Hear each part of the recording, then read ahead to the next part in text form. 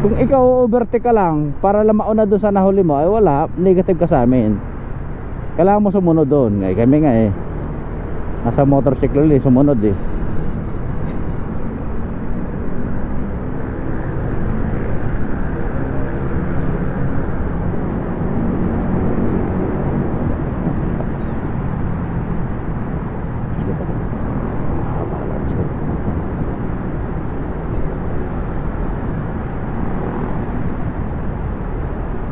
Dito na wala na yung motorcycle lane. Hahanapin pa namin kung asa na. Ito may kulay blue pa. Yan ito. Kasi nito nawala na. Asa na? Wala. Hindi na namin alam. Asa na motorcycle lane. Nawala. Sunod na lang muna ako. Diba? Kabisado ko to rito. Kaya nawawala talaga to rito. Wala talaga to rito noon pa.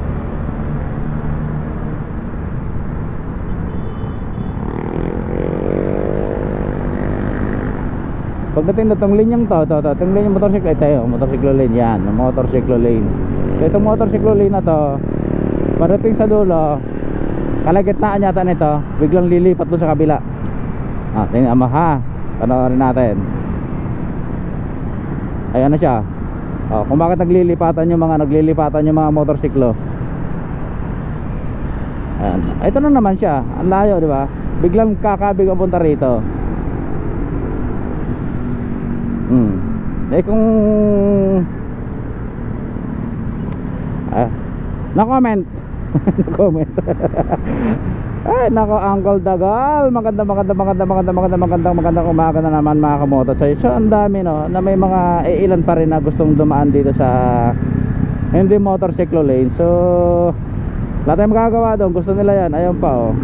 Ayun, isa pa. Ayun, isa pa, di ba? Ayaw na lang sumunod eh. Bahala na kayo, kunin nyo na lang sa camera ko. Ayun pa, umataw yun oh. Diba? Wala kang magagawa dyan. Sila nagmamaneho, basta ako kung anong pinapatapat ng batas, so sunod tayo. Kulang sa amin, bulaklak na lang eh. Bulaklak, balloons. White na balloons. Tang tang tang tang tang. Takbong 20. 30. Yan, takbuhan namin dito. Ang maximum dito is 60. Diba, yun, 60 nakalagay doon. Pero takbo namin dito may 40 naman, ayan. Pero ganyan natatawid na sa kalsada, yan, ganyan tatawid lang, okay lang naman yan. Huwag ka lang bumabad sa motorcycle lane kasi talagang magagalit yung mga